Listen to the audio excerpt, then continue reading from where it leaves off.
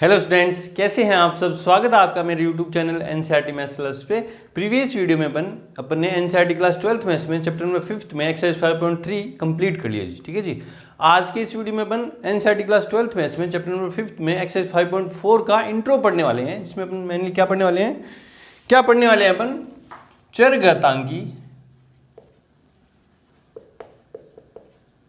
चरघातांकी एवं लघु गणकीय फलन ना, लघु गणकीय फलन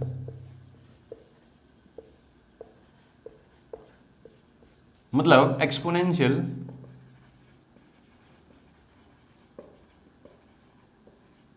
एंड लोगरिथमिक फंक्शन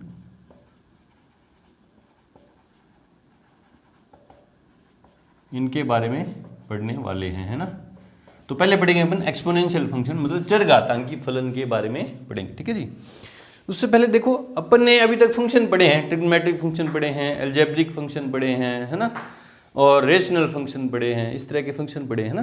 तो देखो, एक फंक्शन पढ़ा था अपन ने y equals to x, algebraic function है। इसका मैं ग्राफ देखूं, ग्राफ देखूं तो देखो क्या होगा। ये x एक्सिस, ये y, ये x डैश और ये y डैश, है ना। जब मैं x की वैल्यू 1 पुट करूँगा तो ये 1 दे देगा ना। ये मान लो यहाँ पे 1, यहाँ पे 2, इधर 1, इधर 1 और इधर 2। ठीक है। जब मैंने x की वैल्यू 1 पुट की तो इसने 1 दे दिया, ये पॉइंट दे दिया। x की वैल्यू 2 पुट की, देखो सी ना यहाँ, ठीक है। x की वैल्यू 2 पुट की तो इसने 2 दे दिया। तो एक स्ट्रेट लाइन दी है ना, एक क्या दी, स्ट्रेट लाइन। ठीक है। ये किसका ग्राफ है, y इक्वल्स टू एक्स का। ठीक है। फिर मैंने एक और फंक्शन लिया, क्या, y equals to x square, है ना। जब मैंने x की वैल्यू 1 पुट की, इसका ग्राफ कैसा होगा, पैराबोला होगा। कैसे, इसका ग्राफ आपने खींच चुका है, देखो यूं जाएगा, थोड़ा यूं ना, इस तरह से, थोड़ा सीधा। ठीक है, इस तरह से जाएगा। ये किसका ग्राफ है, y equals to x square का। फिर मैंने देखा, आपने देखा था y equals to x cube. देखूँ x का मान 1 जब होगा तो ये 1 देगा, है ना। ये पॉइंट से तो पास होगा ही। x का मान जब 2 रखेंगे इसके अंदर तो y का मान कितना होगा, 8, है ना। तो ये थोड़ा और क्या हो जाएगा, सीधा हो जाएगा, यूँ जाएगा। ये किसका ग्राफ है, y equals to x cube का। फिर x का y इक्वल्स टू एक्स की पावर 4, तो आप देखो ये भी ग्राफ कुछ यूँ जाएगा और ये सीधा होता जाएगा ना।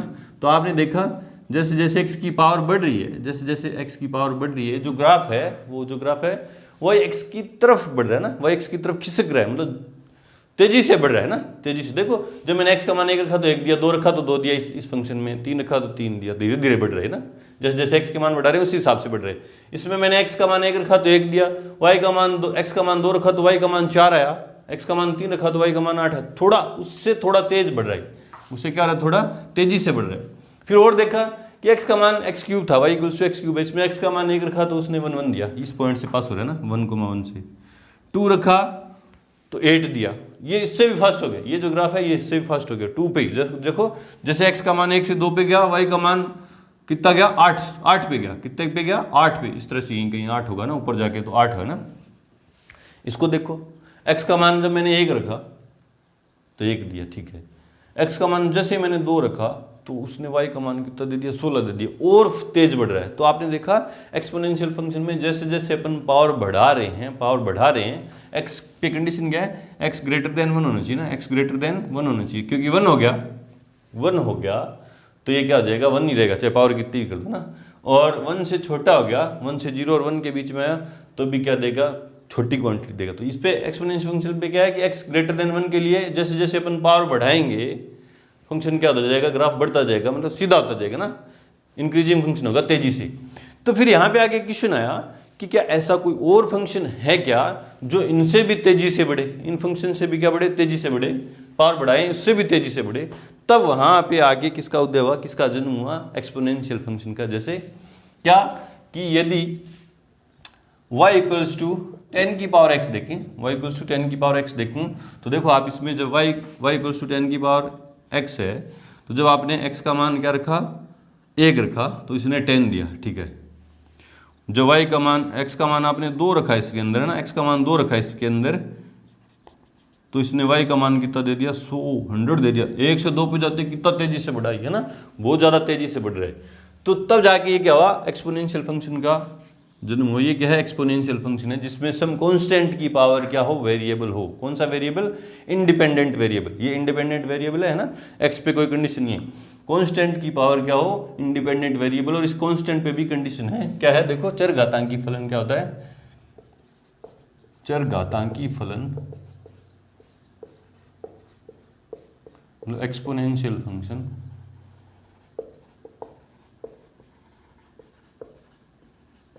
क्या होता है, y इक्वल्स टू ए की पावर x, जहां a जो है 1 से क्या होना चाहिए, बड़ा होना चाहिए। कंडीशन है एक्सपोनेंशियल फंक्शन पे, a पे क्या कंडीशन है कि a जो है 1 से क्या होना चाहिए, बड़ा होना चाहिए ना।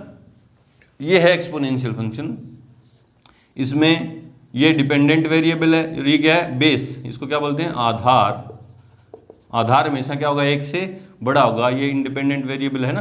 अब इससे कुछ कंक्लूजन निकल के आए, देखो कुछ कंक्लूजन निकल के आए। देखो कैसे कि अब ये चरघातांकी फंक्शन है, फलन है, एक तरह का फलन है, तो इस पे डोमेन रेंज पे भी चर्चा होगी ना। तो डोमेन रेंज देखते हैं इसकी क्या होगी। नंबर फर्स्ट कि चरघातांकी फलन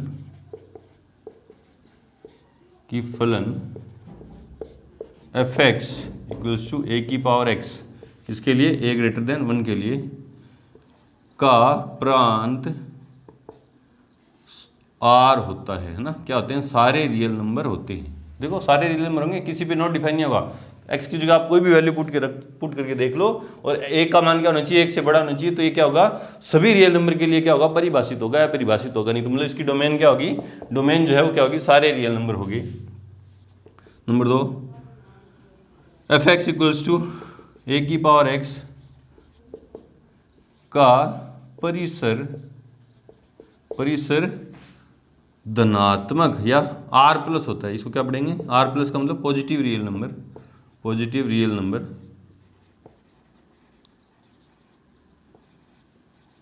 होता है। बोले सर कैसे पॉजिटिव रियल नंबर कैसे हुआ। देखो जैसे आधार ये है, आधार क्या है, 10 है, और मैंने प्रांत क्या रखी, इसकी डोमेन क्या है, एक्स की जगह मैं कुछ भी रख दूं। जैसे एक्स की जगह मैंने रख दिया 0, तो सम कांस्टेंट की पावर 0 क्या देती है, कांस्टेंट क्या होना चाहिए, 1 से बड़ा कांस्टेंट की पावर 0 क्या देती है, 1 देती है। ठीक है, फिर मैंने x की जगह 0 रखा, फिर x की जगह -1 रखा ना।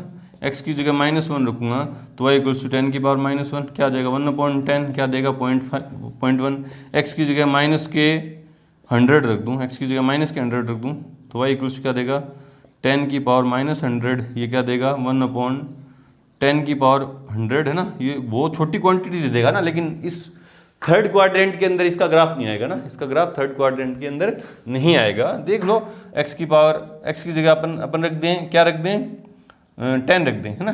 तो y देखो क्या देगा, -10 रख दूं तो क्या देगा, y इक्वल्स 10 की पावर -10 अपॉन 1/10 की पावर 10। इसको सोल्व करें ना, तो 1/10, 1 के पीछे 10 जीरो, तो आगे क्या आ जाएगा, 0.00, 10 जीरो छोड़ के पॉइंट आ जाएगा, 1 आ जाएगा ना। तो नेगेटिव कितनी भी बड़ी क्वांटिटी रख दो, ये इसकी वैल्यू जो y फंक्शन है, इसकी वैल्यू जो क्या है, नेगेटिव नहीं आएगी, y की वैल्यू नेगेटिव नहीं आएगी इसके लिए। ठीक है, मतलब ये क्या है, एक्सपोनेंशियल फंक्शन है, जहां बेस जो है, ये जो बेस है, ये क्या है, 1 से बड़ा है, और x की जगह मैं कुछ भी रख दूं, सारे रियल नंबर में से कुछ भी रख दूं, तो ये y का मान कभी भी नेगेटिव नहीं आएगा। तो आपने वो लिखा कि f इक्वल्स टू a की पावर x है ना, a की power x for all a greater than 1 का परिसर जो रेंज है वो क्या होगी, पॉजिटिव रियल नंबर होगी। ठीक है, नंबर थर्ड क्या ऑब्जर्वेशन निकलेगा, किसी भी चरघातांकी फलन के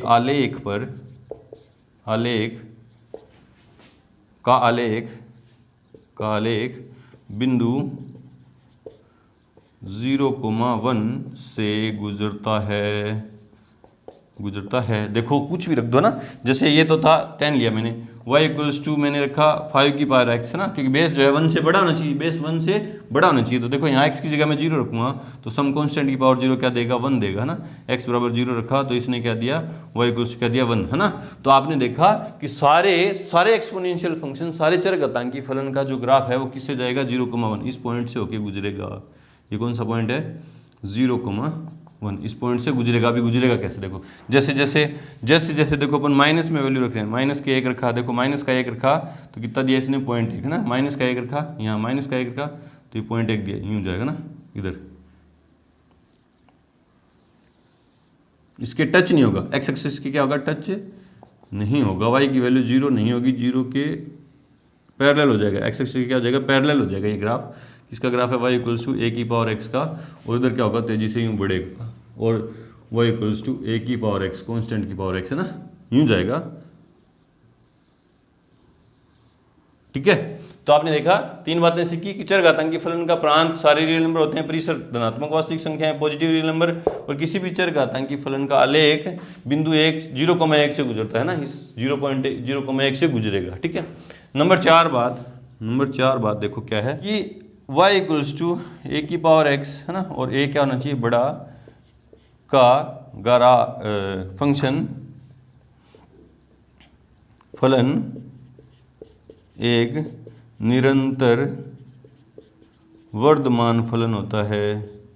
अभी आपने पढ़ा नहीं है कि निरंतर वर्धमान फंक्शन है ना, इंक्रीजिंग फंक्शन क्या होता है, कि निरंतर वर्धमान फलन होता है, अर्थात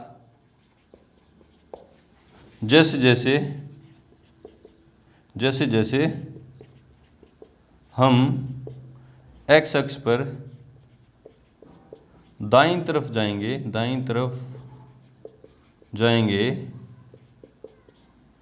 वैसे y इक्वल्स टू a की पावर x का, या y इक्वल्स टू a की पावर x का मान बढ़ेगा।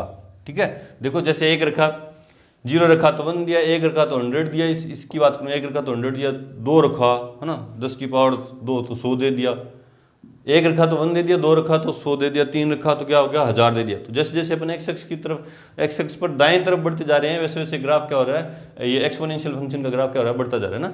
ये बीच में से मैं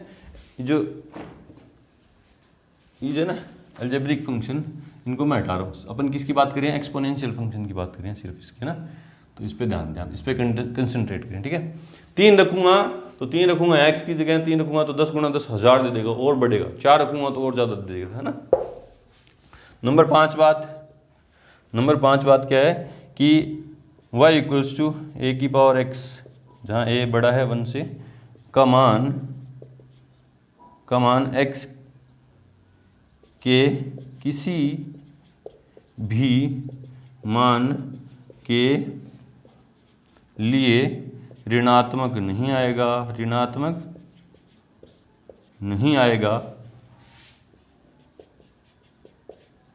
ऋणात्मक या शून्य या 0 नहीं आएगा।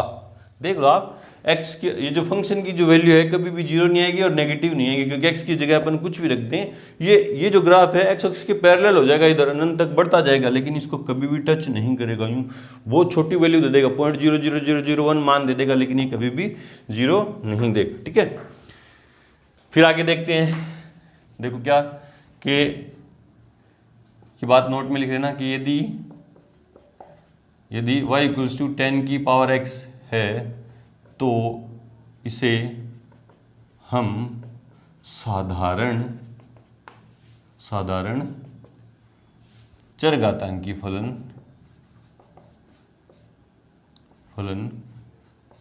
या कॉमन एक्सपोनेंशियल फंक्शन कहते हैं।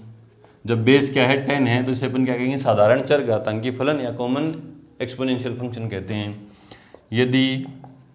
यदि y इक्वल्स टू e की power x, y equals to क्या है, ये भी एक एक्सपोनेंशियल फंक्शन है ना, अपन ने पढ़ा है एक्सपोनेंशियल फंक्शन के अपने जब फॉर्मूले लिखे थे d/dx ऑफ a की पावर x, तो क्या लिखा था, a की पावर x log a, है ना, और डी ओवर डी एक्स फॉर्मूले लिखे थे वहाँ पे लिखा था ई की पावर एक्स, ये भी एक्सपोनेंशियल फंक्शन में लिखा था तो उसका क्या था ई की पावर एक्स।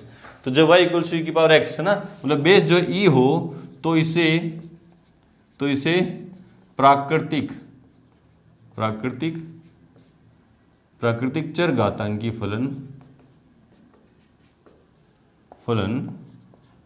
मतलब नेचुरल एक्सपोनेंशियल फंक्शन, ये ई एफ का मतलब एक्सपोनेंशियल फंक्शन कहते हैं।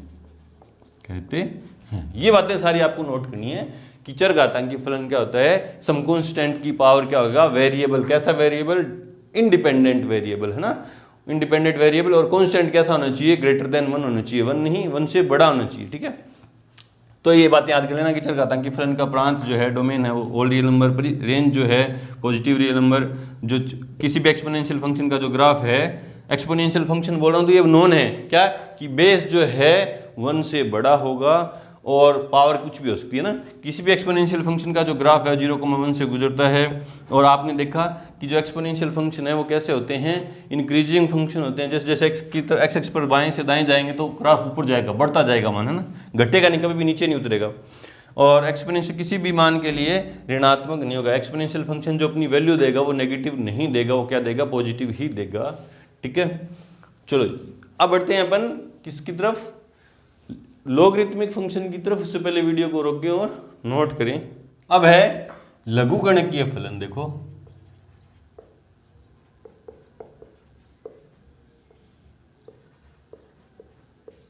फलन मतलब लॉगरिथमिक फंक्शन,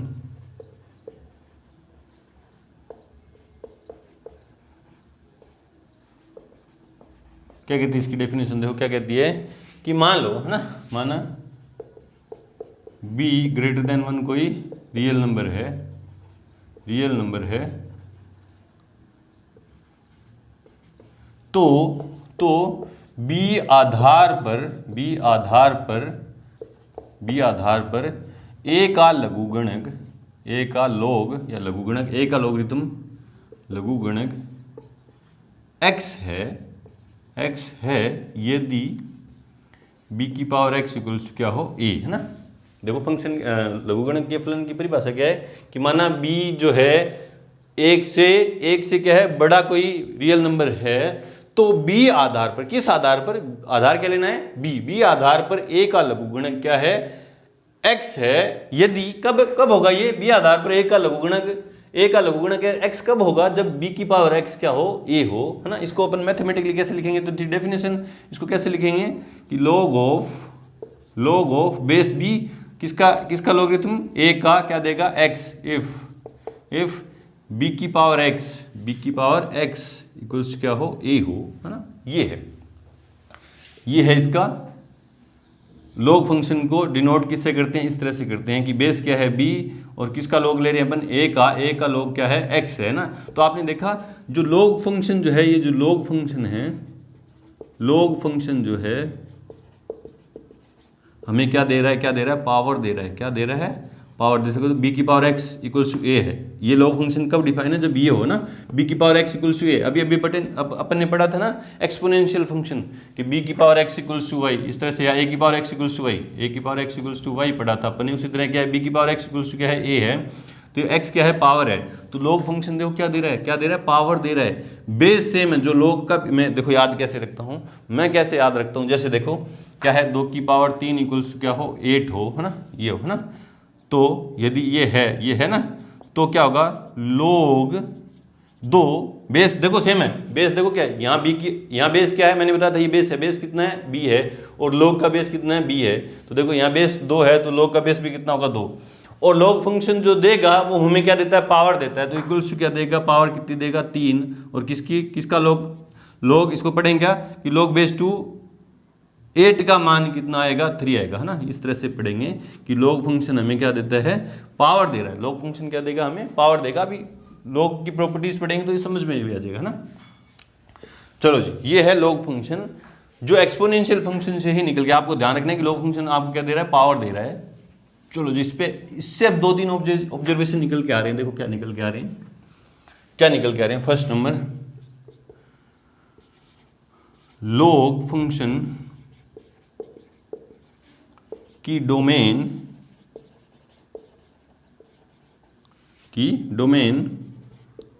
R प्लस होती है, क्या होती है, पॉजिटिव रियल नंबर होती है। बोले सर क्यों?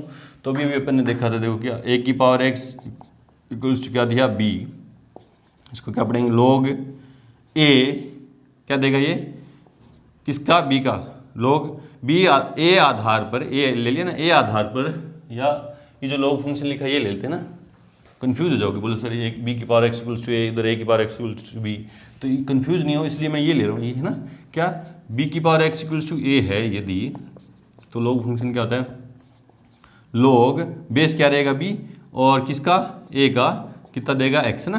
तो इसमें देखो आप, इसमें ये क्या है, एक्सपोनेंशियल फंक्शन है, यहाँ अपन x का मान क्या रख सकते हैं, ऑल रियल नंबर, क्या रख सकते हैं, ऑल रियल नंबर, और ये जो b है वो क्या होता है, ग्रेटर देन 1 होता है, यहाँ भी b की लिया गया है ग्रेटर देन 1, ये जो बेस है क्या होना चाहिए, 1 से बड़ा होना चाहिए ना। तो यहाँ जो इसका जो इनपुट है, इसकी जो डोमेन है, एक्सपोनेंशियल फंक्शन की जो डोमेन है वो लॉग फंक्शन की क्या है, रेंज है, क्या है, रेंज है, ठीक है। और एक्सपोनेंशियल फंक्शन की जो रेंज है वो क्या है, लॉग फंक्शन की क्या है, डोमेन है, वो क्या है, डोमेन है, समझ आ गया ना, दोनों एक दूसरे से रिलेटेड है, ये एक्सपोनेंशियल फंक्शन है, ये लॉग फंक्शन है। तो एक्सपोनेंशियल फंक्शन की जो डोमेन है वो तो लॉग फंक्शन की रेंज है, और जो एक्सपोनेंशियल फंक्शन की रेंज है वो लॉग फंक्शन की क्या डोमेन है। तो आपने देखा होगा, अभी भी अपन ने जस्ट नोट किया था कि किसी भी एक्सपोनेंशियल फंक्शन की जो रेंज है वो पॉजिटिव रियल नंबर होती है, मतलब कोई भी एक्सपोनेंशियल फंक्शन मुझे नेगेटिव वैल्यू नहीं देगा, क्या देगा, पॉजिटिव वैल्यू देगा। तो इसकी जो रेंज बनी वो क्या बनी, लॉग फंक्शन की जो डोमेन है, इसकी रेंज थी वो क्या बनी, इसकी डोमेन, लॉग फंक्शन की जो रेंज है क्या होगी, पॉजिटिव रियल नंबर होगी। नंबर 2, लॉग फंक्शन की रेंज रियल और रियल नंबर होती है। देखो इसकी डोमेन क्या है, और रियल नंबर है, सारे वास्तविक संख्याएं हैं, तो इसकी रेंज क्या होगी, सारी वास्तविक संख्याएं, ठीक है। नंबर तीन के लॉग फंक्शन का ग्राफ बिंदु 1,0 से गुजरता है। देखो कैसे, जैसे किसी भी वन की कांस्टेंट ना, किसी भी रियल नंबर की पावर जो ग्रेटर देन 1 है, a क्या है, ग्रेटर देन 1 के लिए a की पावर 0 कर दूं तो क्या देता है, 1 देता है, वो क्या देता है, 1 देता है। अब इससे मैं लॉग फंक्शन बनाऊं तो देखो लॉग बेस a किसका मान, 1 का मान कितना देगा, 0, मतलब लॉग के अंदर मैं 1 रखूं, लॉग फंक्शन के अंदर मैं क्या रखूं, 1 रखूंगा तो वो क्या देगा, हमेशा 0 देगा। और 1 मैंने इनपुट क्या किया, 1, और आउटपुट क्या मिला मेरे को, 0। तो लॉग फंक्शन के अंदर किसी भी लॉग फंक्शन याद रखना डिफाइन कब है, जब बेस क्या हो, 1 से बड़ा हो ना, बेस क्या हो, 1 से बड़ा हो। ये बेस जो है देखो b ग्रेटर देन 1 के लिए ये बेस 1 से बड़ा हो, तो अगर मैं इनपुट 1 करूंगा तो मुझे आउटपुट क्या देगा, 0 देगा, मतलब पॉइंट क्या बना, 1,0। तो लोग किसी भी लॉग फंक्शन का ग्राफ किससे गुजरेगा, 1,0 से गुजरेगा, ठीक है। और इसका जो ग्राफ है वो देखो किस तरह का होता है,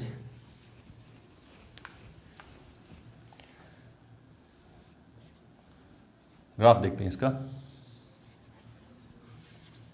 ठीक है।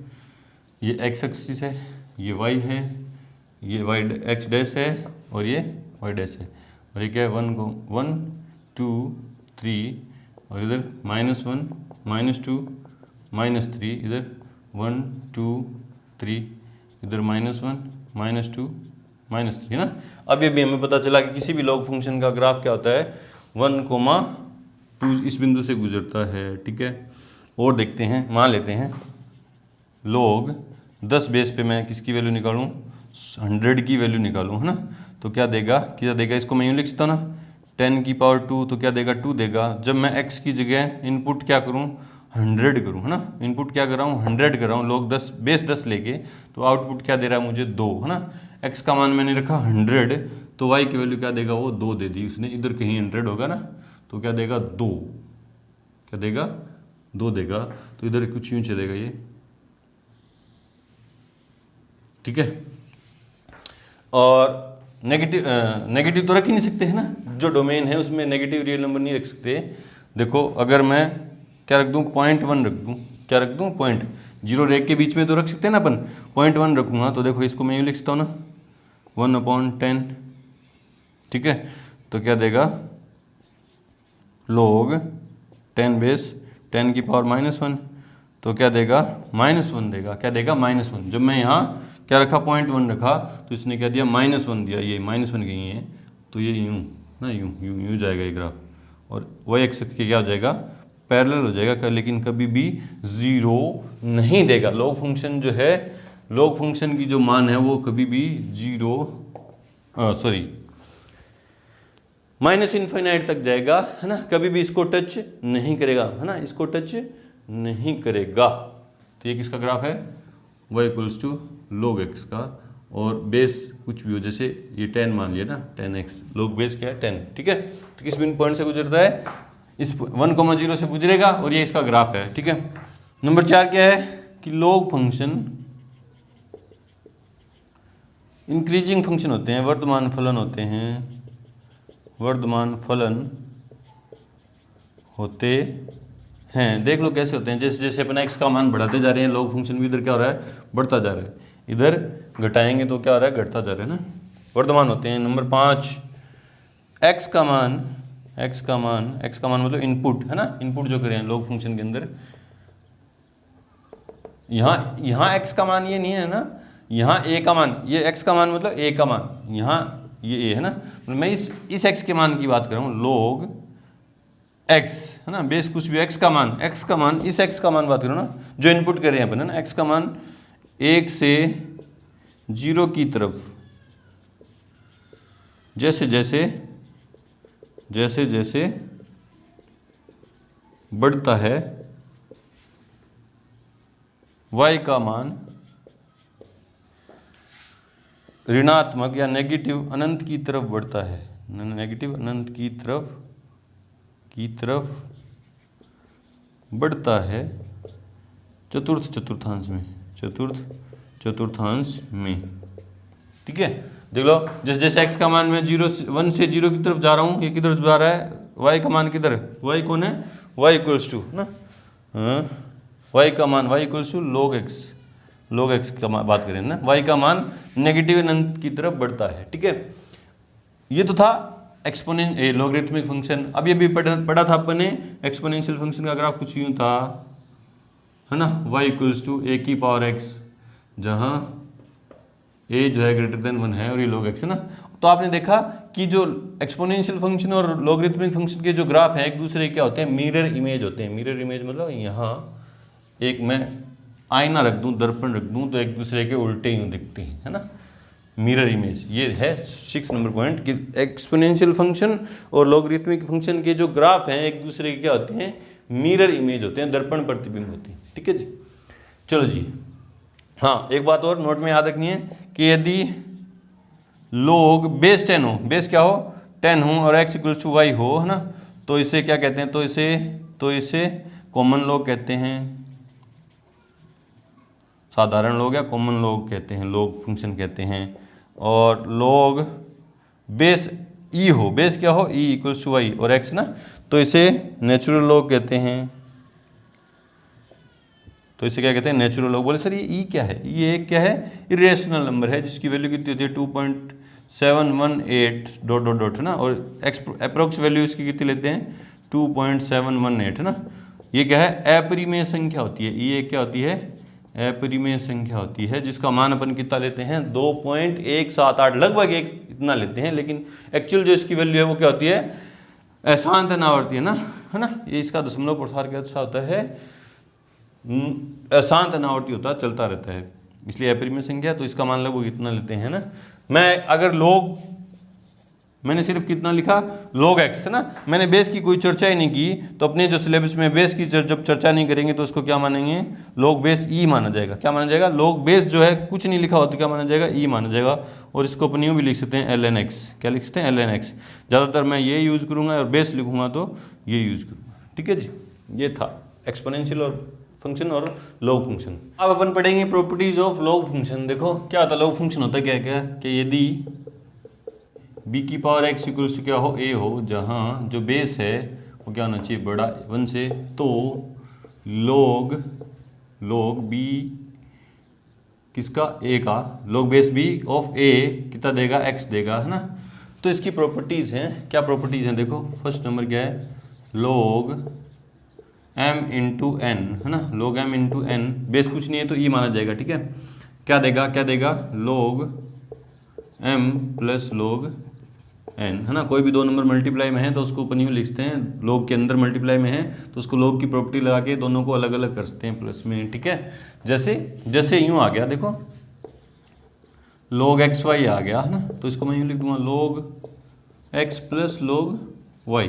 कब, जब ये क्या हो मल्टीप्लाई में हो, है ना। इसको यूँ नहीं कर सकते, बोले सर ये ऐसा आ जाए तो log m प्लस n आ जाए ना यूँ, और आप इसको यूँ लिख दोगे कि log m plus log n, है ना। ये गलत है, ये मल्टीप्लाई में नहीं है। अलग अलग कब होंगे, प्लस में अलग अलग कब होंगे, जब यहाँ मल्टीप्लाई में है, तो प्लस में ये ऐसा कुछ नहीं होगा ना। तो बोले सर इनका क्या होगा, ये ऐसे कैसे पढ़े रहेंगे, क्या पढ़े रहेंगे, ये ऐसा तो होता नहीं है ना।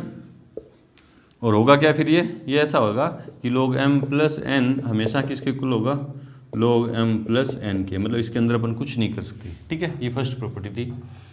सेकंड प्रॉपर्टी है कि log m अपॉन n हो, log m अपॉन n हो, तो इसको अपन क्या लिख देंगे log m minus log n।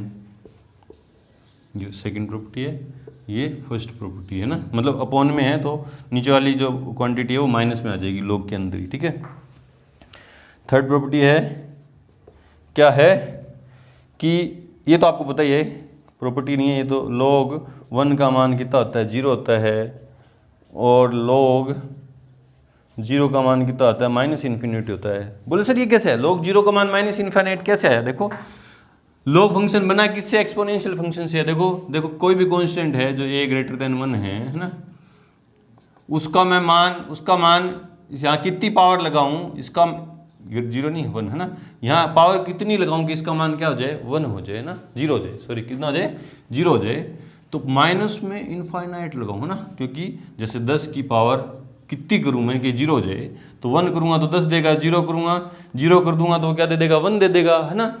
तो माइनस इनफाइनाइट करूँ, इसकी पावर क्या करूँ माइनस इनफाइनाइट कर दूँ तो ये 0 देगा। बोले सर कैसे, कि 10 इसको कैसे लिखूंगा 1/10 की पावर इनफाइनाइट, अब नीचे आएगा तो इनफाइनाइट, तो 10 की पावर इनफाइनाइट होगी, मतलब 10 गुना अनंत तक, तो क्या देगा तब जाके ये क्या देगा 0 देगा। और इससे मैं अब log फंक्शन बनाऊं तो देखो क्या देगा, log बेस क्या है 10 और किसकी log फंक्शन देता क्या है पावर, तो क्या देगा माइनस इनफाइनाइट, और किसके लिए 0 के लिए।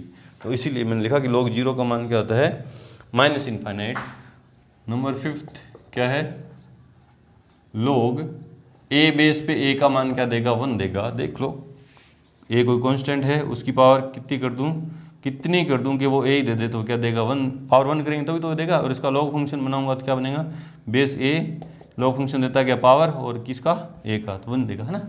इससे ये निकल गया, आपको रटने की जरूरत नहीं है, आपको ये फॉर्मूले log फंक्शन ढंग से समझ में आ गया, आपका इसका बेस क्लियर हो गया तो आप ये सारे फॉर्मूले बना दोगे। नंबर 6 क्या है, चेंज ऑफ बेस, है ना, क्या है log बेस a b है, इसको अपन यूँ लिखते हैं कि log b base c into log c base a, है ना। ये c से c कैंसिल हो जाएगा यूँ, है ना। ये log b बेस देखो चेंज कर दिया मैंने, इसका बेस क्या कर दिया चेंज कर दिया, आगे किसी क्वेश्चन में अप्लाई होगा तो आपके समझ में आ जाएगा। दूसरा देखो ये क्या है कि log a बेस b है, तो इसको अपनी में लिखते हैं कि log 1/log a base a b base a, है ना। यूँ भी बेस चेंज कर सकते हैं अपन, और यूँ भी कर सकते हैं इसका बेस चेंज क्या कि 8th नंबर में क्या कि log a बेस b है, इसको अपन यूँ भी लिखते हैं कि log a/log b, और बेस में ही देना चाहूँ तो e हो जाएगा, है ना। इस तरह से भी लिख सकते हैं, ठीक है। ये हैं log की कुछ प्रॉपर्टीज़ जो आपको क्या रखनी है, याद करनी है। अब चलते हैं एग्जाम्पल की तरफ, उससे पहले वीडियो को रोकें और नोट करें।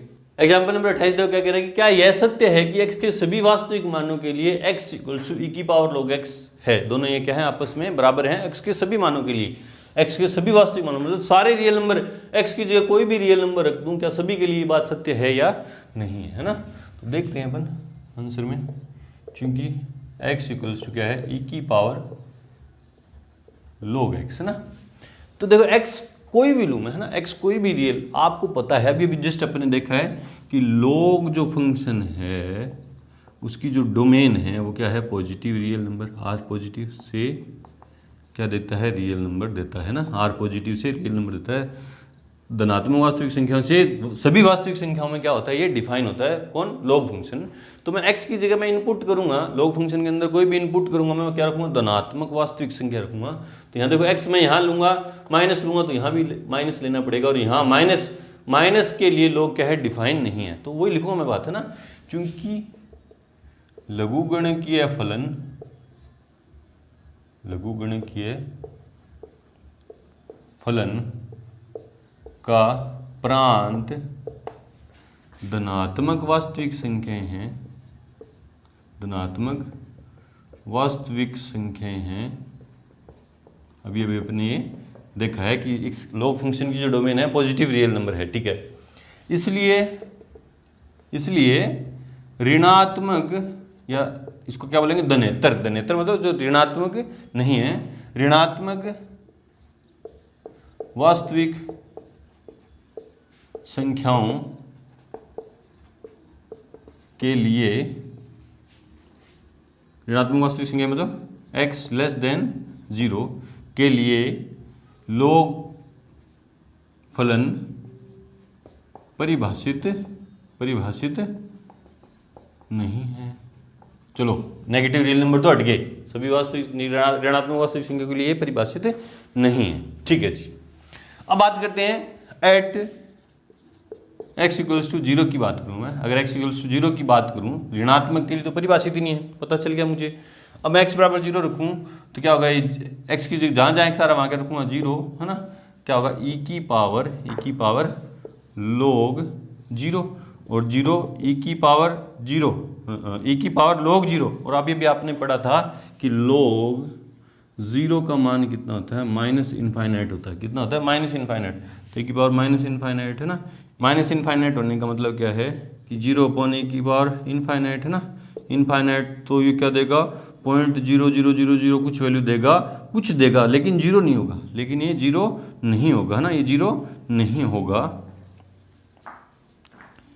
इसलिए ये बराबर नहीं है ना, इसलिए x बराबर 0 के लिए x बराबर e की पावर log x सत्य नहीं है। तो हमने बता दिया कि ऋणात्मक वास्तविक संख्याओं के लिए भी सत्य नहीं है, 0 के लिए भी सत्य नहीं है। अब किसकी बात करते हैं, अब x बराबर x ग्रेटर देन 0 के लिए है ना, मतलब x का मान क्या है पॉजिटिव नंबर, कुछ पॉजिटिव है ना, तो यहाँ x की log फंक्शन जो डोमेन है वो पॉजिटिव है, तो यहाँ मैं पॉजिटिव वैल्यू रख रहा हूँ, तो क्या होगा, इसलिए x बराबर क्या आया e की पावर log x। अब टेकिंग log दोनों तरफ क्या ले लूँगा log,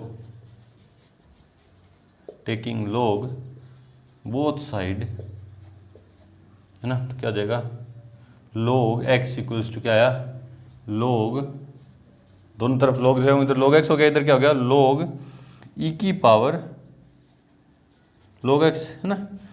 अब आपने भी प्रॉपर्टी पढ़ी थी कि किसी भी नंबर की पावर में पावर क्या आ जाएगी आगे, तो देखो इधर क्या है, इधर तो पड़ा log x इक्वल्स टू, ये पावर क्या आएगी आगे log x डॉट, ये पावर आगे आएगी तो क्या बचा log e, क्यों, क्योंकि log m की पावर n क्या होगा n log m है ना, पावर आगे आ जाती है, ठीक है।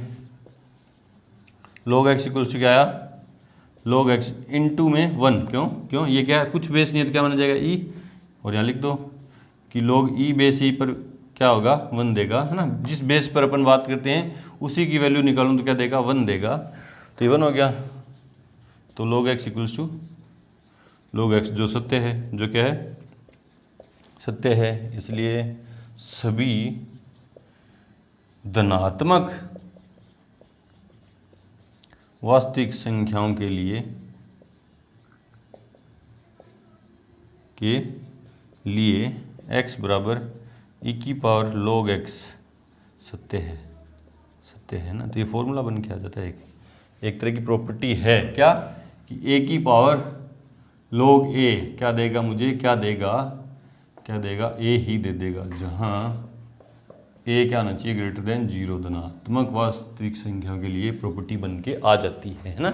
धनात्मक के लिए तो बन गई a x equals to e की पावर है ना, e की पावर log a तो क्या देगा a ही दे देगा है ना। इस तरह से करेंगे। तो किसके लिए सत्य है? ये सभी धनात्मक वास्तविक संख्याओं के लिए सत्य है, सभी वास्तविक संख्याओं के लिए नहीं, सिर्फ धनात्मक वास्तविक संख्याओं के लिए ये सत्य है। चलो जी बढ़ते हैं एग्जांपल नंबर 29 की तरफ। उससे पहले वीडियो को रोकें और नोट करें। एग्जांपल नंबर 29 देखो क्या कि x के सापेक्ष अवकलन कीजिए। इनका क्या करना है अपन को, x के सापेक्ष अवकलन करना है, डिफरेंशिएशन करना है। तो मैंने आपको जब फॉर्मूले लिखवाए थे तो ये लिखवा दिए थे, फिर भी आपको याद नहीं है तो दोबारा से रिपीट कर दे रहा हूँ क्या कि d/dx ऑफ e की पावर x इक्वल्स क्या होता है e की पावर x, और d/dx ऑफ a की पावर x क्या होता है a की power x log a, base क्या होगा e है ना, कुछ नहीं लिखा हो तो यही होगा, और d/dx ऑफ log x क्या देता है 1/x।